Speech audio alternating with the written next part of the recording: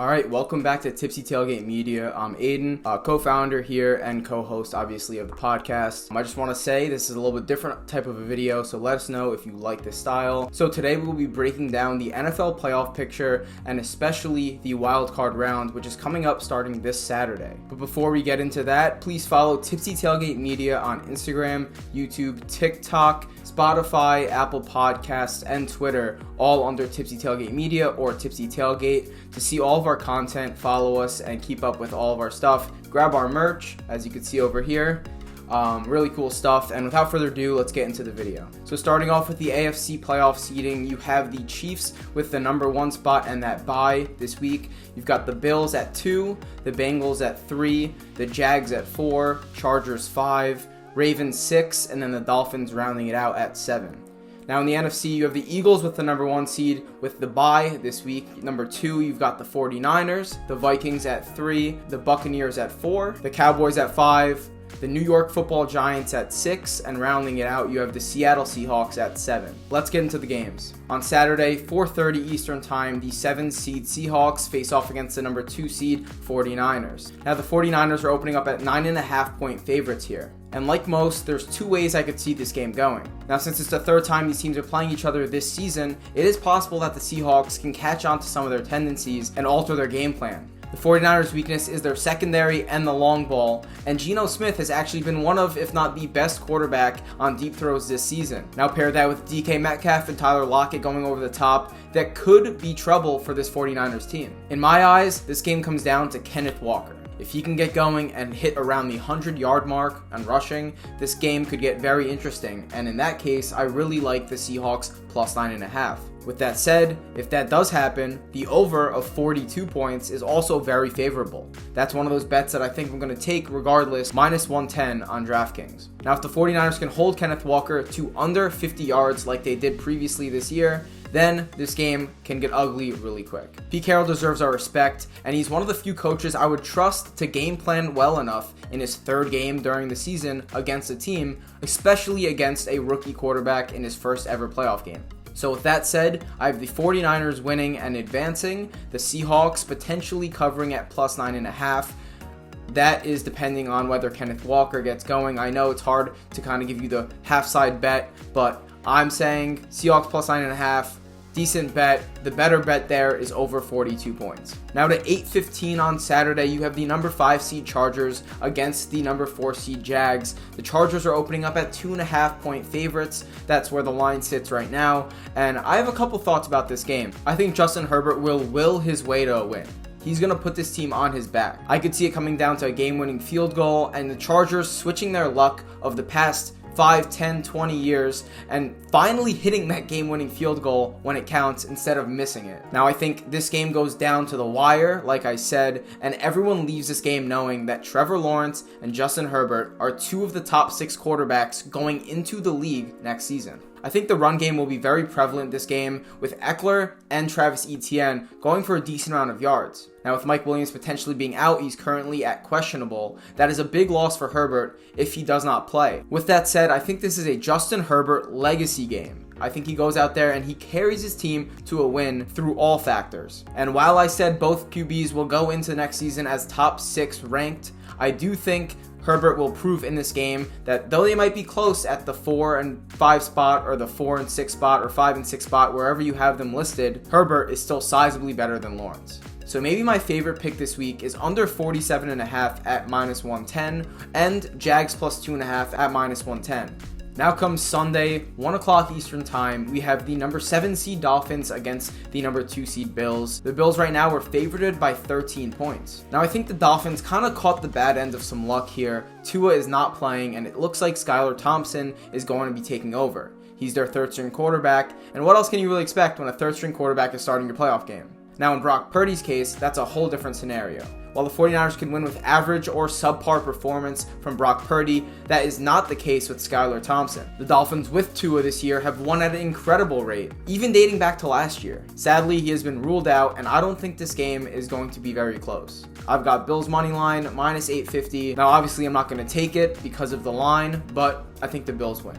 Now, here's where it gets interesting. 4:30 on Sunday, we have the number 6 seed Giants going up against the number 3 seed Vikings. The Vikings are almost a miracle team at this point with all their one-score wins, but they still open up at 3-point favorites. Now, I believe 90% of the money is on the Giants here, and while I think they'll play well, I don't think they're going to win this game. I think what stands out here is that though Kirk Cousins is so bad in primetime games, the Giants just cannot keep up with their scoring. I think that Justin Jefferson is going to take this one into his own hands, and he's going to go for almost 200 yards. I think the chances of him breaking the playoff yard record, which I think is 240, isn't out of doubt. While that might be a little bit of an exaggeration, I do think he's going to go to high 100s to maybe 200 yards. I think everyone and their mothers is going to lose this bet. Giants money line, Giants +3. I think they both don't go right. I think the Vikings could win by maybe 5 points. With that said, Brian Daboll's a very bright young coach, and Saquon Barkley, we all know how good he is. But if you want to see the video on the podcast in which I say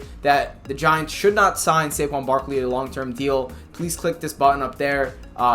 I don't know if you're going to believe it or not, but I'm very, very, very much against the second running back contract, that second payday where he's going to get to his 30s, 32. I don't like it. See why in this video. So my bet for this one, Vikings money line. I'm going minus 170. I'm not taking the -3, but I do think they win this game. Now the late night game, 8:15 Eastern time, the Ravens and the Bengals, 6 seed Ravens, 3 seed Bengals, a rematch of last week, and the Bengals are listed at 9.5 point favorites right now. Though that is a lot of points, I think the Bengals take care of business, but I wouldn't touch them at 9.5. The reason why I'm not touching them by 9.5 points is because the Ravens defense since adding Roquan Smith has been one of the best, if not the best defense in the entire league. My pick here though is Bengals money line minus 460. I think the Bengals get hot here and they pick up some steam similarly to how they did last season, though I don't know if it'll take them that far this time. Lamar Jackson missed another practice, and I don't think he's going to play. I actually think that because of it, he's going to be on the outs with management, and due to that, my prediction here is I think this is his last game on the Ravens team. I think he hits free agency, and I think he gets paid. Now to our last game this week, we've got Monday Night Football, 8 o'clock game, Eastern time. The number 5 seed Cowboys versus the number 4 seed Buccaneers, and the Cowboys are 2.5 point favorites. Okay, so hear me out for this one.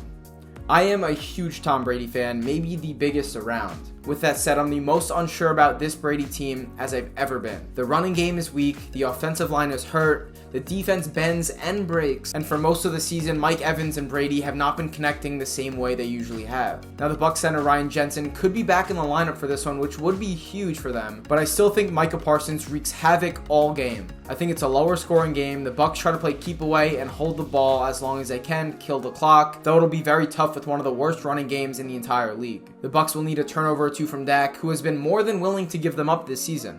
If all goes well, the Bucs, who have been awful against the spread this year, cover. So my prediction for this one is that this game comes down to the very end. It is a lower scoring game, and I think the Cowboys keep the ball out of Brady's hands late. They kick a game-winning field goal, not giving Brady any more than 10 seconds, 5 seconds to play with, leading them to the win and breaking the 7-0 Brady undefeated streak against them. So I think the only way that they beat them is if late in the game they have the ball, they eat the clock, they manage the clock correctly, and they kick the field goal with barely any time left for Brady to come back. Now, I never bet against Brady, so I'm technically not betting against him here. I think I'm going to take the Buccaneers plus 3.5 alternate spread. Like I said, I do think that it's going to come down to a game-winning field goal or a last-second field goal. The Bucs plus 3.5 alternate is minus 151 on DraftKings. I could see Parsons having a legacy game here, being all over Brady, at his feet the entire game, giving him fits. And because this offensive line is not healthy for the most part, that will be very possible.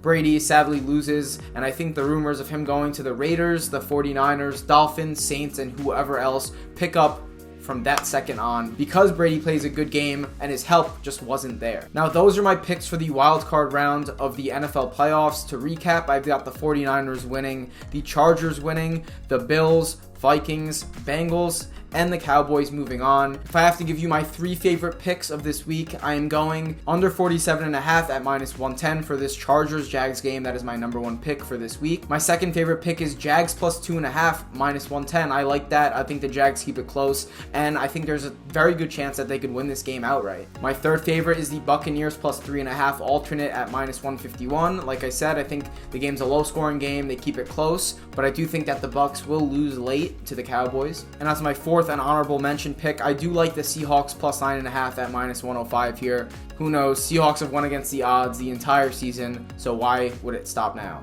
If you enjoyed this video, like, subscribe, and follow us on all of our socials. Tipsy Tailgate Media, as you can see behind me, on the shirt, over here, on the hat. Cop some merch. On our Instagram pages, we're very active. TikTok, Twitter as well. And comment below if you want to see our predictions for the next round of playoffs. Hopefully, I got some of these right. Thanks for watching.